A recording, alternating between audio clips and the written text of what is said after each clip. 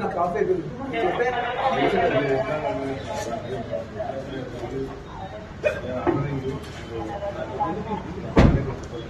Sir మీరు ఏం order చేయండి, ఏం ఆర్డర్ చేయండి. ఎందుకంటే అర్థం మార్చుకుంటారు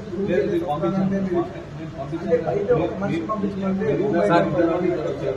సార్ నాకు తీసుకెళ్తాం తప్పలేదు, వెహికల్ తప్పలేదు కాదు, ఇదంతా తప్పలేదు.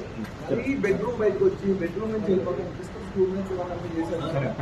అది ఇది మీకు తప్పకుండా నేను చెప్తున్నా, ఇది మంచి విషయం కాదు.